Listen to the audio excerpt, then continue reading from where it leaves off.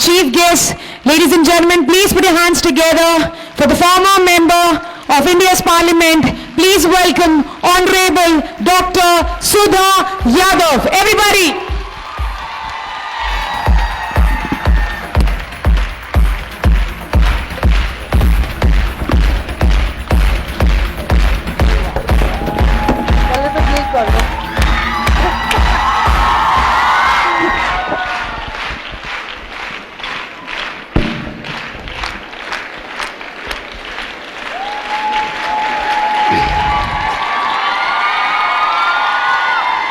ये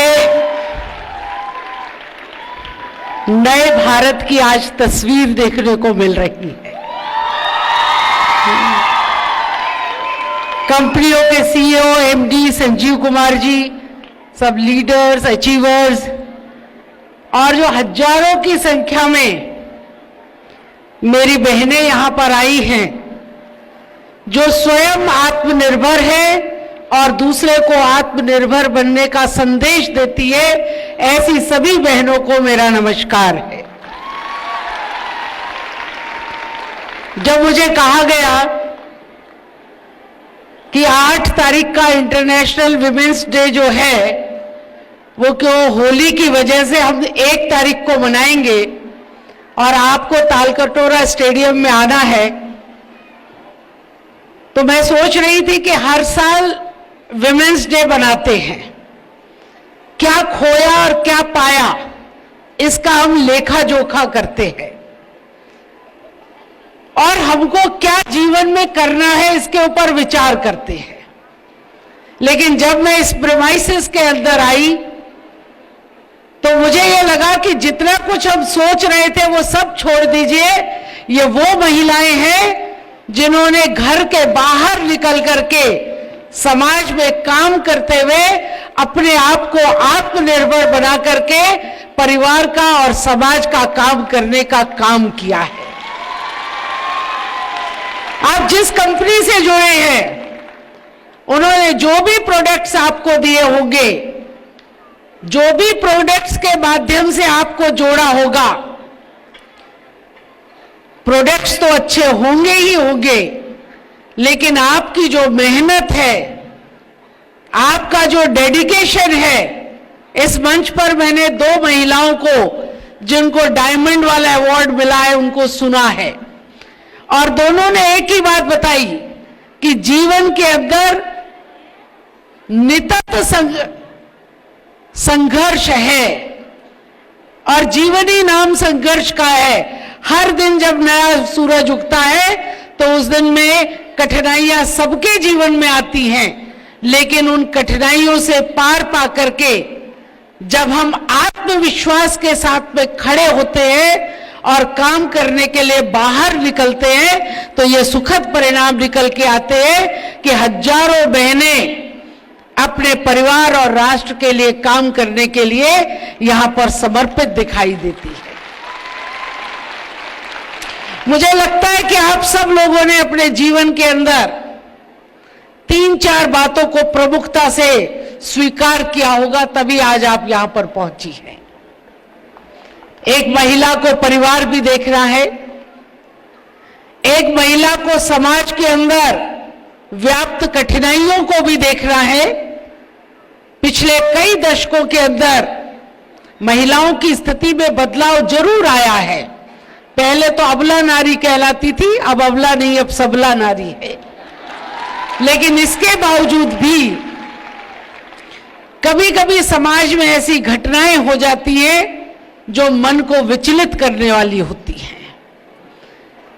ऐसे सामाजिक तत्वों से पार पाते हुए, परिवार को संबल देते हुए जो सामाजिक जीवन में महिलाएं काम करती हैं या जो किसी व्यवसायिक क्षेत्र में काम करती हैं, वो स्वाभाविक रूप से बहुत डिसिप्लिन जीवन जीती होंगी। अनुशासन एक बहुत बड़ा मंत्र है, क्योंकि अगर आपने अनुशासित जीवन को जिया तभी आप इतने आयामों के अंदर बैलेंस बनाने में कामयाब हो पाएंगे। आप घर को भी देखेंगे, समाज को भी देखेंगे, आप बच्चों को भी देखेंगे, आप बुजुर्गों को भी देखेंगे, आप कंपनी की गाइडलाइन को भी समझेंगे, आप अपने लिए और अपनी कंपनी के लिए काम भी करेंगे, तो ये तभी हो सकता है जब आप बहुत व्यवस्थित होकर के काम करते हो। इसलिए मुझे लगता है कि जितनी बहनें आई हैं, इन्होंने इस आयाम को छूने में एक जीवन के अंदर डिसिप्लिन को कायम किया है। आपका कमिटमेंट है समाज के लिए, आपका कमिटमेंट है अपनी कंपनी के लिए, आपके मन के अंदर आत्मविश्वास है, एक करेज है, जिसके कारण आज आप काम कर पा रही हैं। और यदि हम महिलाओं को देखें तो जिन्हें चार दीवारी के अंदर माना जाता था, आज हमारी बेटियां सीमाओं की रक्षा कर रही है। आज हमारी बेटियां फाइटर प्लेन्स उड़ाने लग रही हैं और ऐसा कोई भी क्षेत्र नहीं है जिस क्षेत्र में महिलाओं ने परचम न फहराया हो। कुछ क्षेत्र ऐसे थे जिनमें लोग कहते थे कि ये पुरुषों का एकाधिकार है, लेकिन उस एकाधिकार को भी अपने आत्मविश्वास से, अपने मेहनत से महिलाओं ने तोड़ा है। और जो 26 जनवरी की परेड के अंदर 20-20 मोटरसाइकिल के ऊपर जब महिलाएं निकलती हैं वो परेड करते हुए, तब देख करके दिल को प्रसन्नता होती है कि ये क्षेत्र भी अब पुरुषों के पास नहीं रहा, ये भी अब हमारे पास में आ गया है। अब बदल रही है तस्वीर, और इस बदलती तस्वीर में आप लोगों का बहुत बड़ा योगदान है। जीवन में कठिनाइयां बहुत आएंगी, लेकिन कठिनाइयों से पार पाना आना चाहिए। और मुझे तो कभी कभी लगता है कि जीवन की समस्याओं के लिए दो शब्द बहुत महत्वपूर्ण हैं। एक तो साइलेंस और एक स्माइल।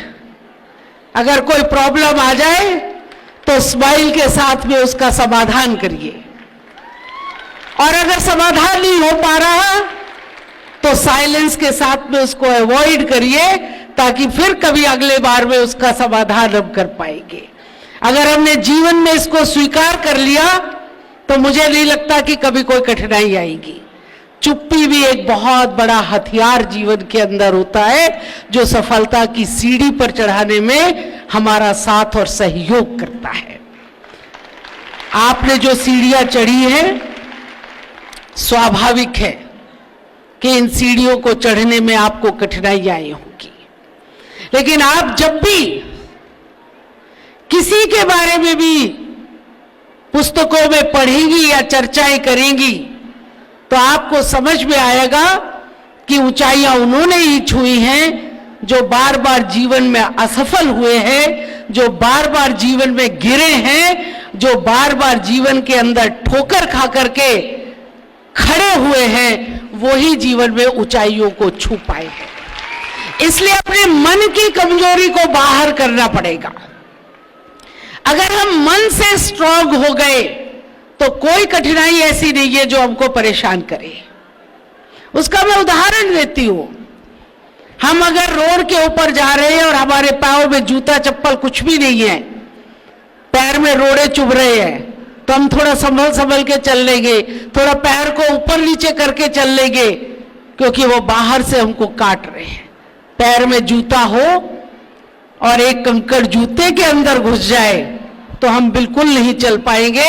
हमको बैठ करके उस कंकड़ को बाहर निकालना ही पड़ेगा।